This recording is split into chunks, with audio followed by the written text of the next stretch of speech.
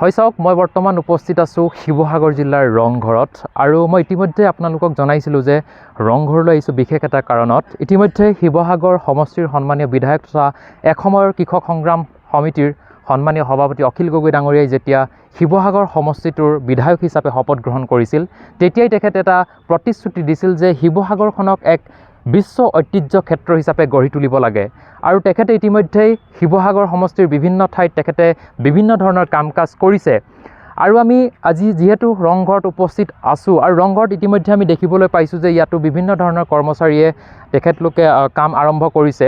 গতিকে ৰংঘৰৰ আজিৰ দিনটোত সামগ্ৰিক পৰিৱেশ আৰু বিধায়ক অখিল গগৈ ডাঙৰীয়াই যি স্বপ্ন দেখিছে যে শিৱসাগৰখনক বিশ্ব ঐতিহ্য ক্ষেত্ৰ হিচাপে গঢ়ি তুলি অসমৰ নাম সুনিশ্চিত কৰিবৰ কাৰণে, বিশ্বৰ দৰবাৰত অসমখনক জিলিকাই তুলিবৰ কাৰণে তেখেতৰ যি স্বপ্ন, এই স্বপ্ন কিমান দূৰ সাকাৰ হয় বা তেখেতে এই স্বপ্নক কেনেকৈ আগবঢ়াই নিব বিচাৰিছে, এই সমগ্ৰ দৃশ্য আজি ৰংঘৰৰ বাকৰিৰ পৰা আপোনালোকক আমি দেখুৱাবলৈ চেষ্টা কৰিম।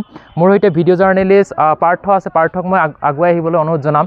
ইতিমধ্যে সংবাদ মাধ্যমত বহুলভাৱে বাতৰি সম্প্ৰচাৰ হৈছিল যে ৰংঘৰৰ বাকৰিত বা ৰংঘৰৰ যি গৃহ, এই গৃহত ফাট মেলাৰ এটা বাতৰি ইতিমধ্যে বহুলভাৱে অসমৰ যি মূলসুঁতিৰ সংবাদ মাধ্যম আছিল তাত বহুলভাৱে প্ৰচাৰ হৈছিল।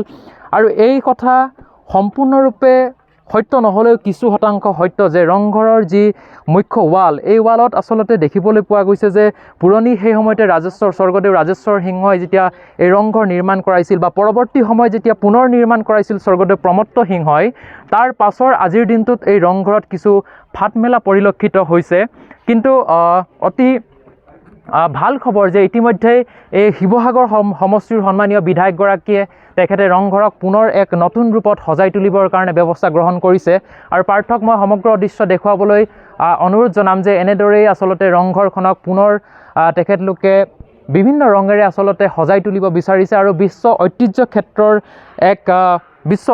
ক্ষেত্ৰলৈ ৰূপান্তৰ কৰিব বিচাৰিছে। আৰু মই ইয়াৰ লগে লগে ৰংঘৰৰ ভিতৰলৈ সোমাই যাবলৈ চেষ্টা কৰিম। আৰু ৰংঘৰৰ ভিতৰচৰাত আচলতে সেই সময়ত আহোম স্বৰ্গদেউসকলে এই ৰংঘৰৰ বাকৰিত তেখেতলোকে বিভিন্ন ধৰণৰ ৰং ধেমালি অনুষ্ঠিত কৰিছিল আৰু এই ৰংঘৰৰ ওপৰৰ পৰাই তেওঁলোকে আচলতে ইয়াৰ পৰা আনন্দ লৈছিল বা ইয়াৰ পৰা খেলসমূহ উপভোগ কৰিছিল।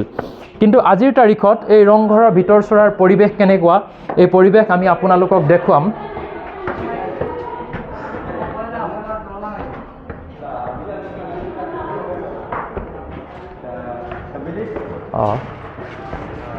এয়া হৈছে ৰংঘৰৰ ভিতৰচৰাৰ পৰিৱেশ। এয়া আছে ৰংঘৰৰ ভিতৰৰ পৰিৱেশ। আৰু ইয়াত দেখিবলৈ পোৱা গৈছে যে ৰংঘৰৰ যি ভিতৰৰ বাকৰিত, এই বাকৰিত আচলতে কিছু দুষ্ট চক্ৰই বিভিন্ন ধৰণৰ তেওঁলোকে আগবাগ কৰা পৰিলক্ষিত হৈছে, যিটো আমাৰ কাৰণে আচলতে অতিকৈ দুখ খবৰ। যি সময়ত আহোম স্বৰ্গদেউসকলে এক কীৰ্তিচিহ্ন নিৰ্মাণ কৰিছিল আৰু সেই নিৰ্মাণ কৰা কীৰ্তিচিহ্নসমূহ আজি আমি দৰ্শন কৰাৰ সুযোগ পাইছোঁ। গতিকে এয়া আমাৰ দায়িত্ব আৰু কৰ্তব্য যে তেওঁলোকে যিসমূহ বিশ্ব ঐতিহ্য জড়িত থকা বা ইতিহাস জড়িত থকা যিবিলাক তেওঁলোকে সাজিছিল, ৰংঘৰেই হওক বা তলাতল ঘৰেই হওক, বিভিন্ন ধৰণৰ যিবিলাক সাজিছিল, এইসমূহ আচলতে আমি সুন্দৰকৈ বৰ্তাই ৰখাটো বা আমি সুন্দৰকৈ এইবিলাকৰ স্মৃতি জীয়াই ৰখাটো আমাৰ এক দায়িত্ব।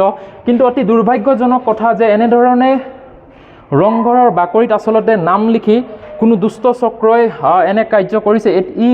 এই কাৰ্য অতিকৈ দুখনীয় বা আমাৰ কাৰণে লজ্জাজনক। এই কাৰণেই যে এই ৰংঘৰলৈ আচলতে দেশী বিদেশী বহু পৰ্যটক আহে। এতিয়া যিহেতু বনভোজৰ সময়, যে ডিচেম্বৰ মাহ অহাৰ লগে লগে অসমৰ বিভিন্ন প্ৰান্তসমূহ বিভিন্ন পৰ্যটকেৰে ভৰি পৰে আৰু তেওঁলোকে এইদৰে তেওঁলোকে বহু বিদেশী বা দেশী বহু পৰ্যটক আহে, যিয়ে অসমৰ ইতিহাস প্ৰসিদ্ধ, অসমৰ ইতিহাসৰ সৈতে জড়িত তেওঁলোকে ৰংঘৰ, তলাতল ঘৰ বা চৰাইদেউৰ মৈদামসমূহ তেখেতলোকে পৰ্যবেক্ষণ কৰে। তেওঁলোকে তাৰ পৰা বিভিন্ন ধৰণৰ গৱেষণা কৰাও আমি দেখিবলৈ পাওঁ। কিন্তু যেতিয়া বাহিৰৰ পৰা এনেদৰে পৰ্যটক আহিব আৰু পৰ্যটকে যেতিয়া এইবিলাক আমাৰ ঐতিহ্য ইতিহাস প্ৰসিদ্ধ যিবিলাক মনুমেণ্ট আছে, এইবিলাকত যেতিয়া এনেধৰণৰ আগবাগ দেখিব বা কোনো দুষ্কৃতিকাৰীয়ে কৰা এনে কাৰ্য দেখিব, তেতিয়া তেওঁলোকে নিশ্চিতভাৱে অসমৰ পৰা এটা বেয়া বাৰ্তা লৈ যাব আৰু অনাগত দিনত ই আমাৰ কাৰণে এক বেয়া প্ৰভাৱ পৰিব পাৰে। কিয়নো যে অসমখন বিশ্বৰ দৰবাৰত জিলিকাই তুলিবৰ কাৰণে বিভিন্ন অসমৰ ব্যক্তিয়ে ইতিমধ্যে কাম কৰিছে বা বিভিন্ন সময়ত আমাৰ অসমৰ বিভিন্ন বৰমূৰীয়াসকলেও অসমখনক জিলিকাই তুলিবৰ কাৰণে বিভিন্ন ধৰণৰ কাৰ্যপন্থা গ্ৰহণ কৰিছে। কিন্তু এনেধৰণৰ কাৰ্য আচলতে ঘৃণনীয় নিন্দনীয় কাৰ্য, যিয়ে ৰংঘৰৰ বাকৰিত যিয়ে এনেধৰণে আগবাগ কৰিছে বা বিভিন্ন ধৰণৰ তেওঁলোকে নামসমূহ এনেধৰণে খোদিত কৰিছে, এয়া আচলতে আমাৰ কাৰণে এক লজ্জাজনক কথা।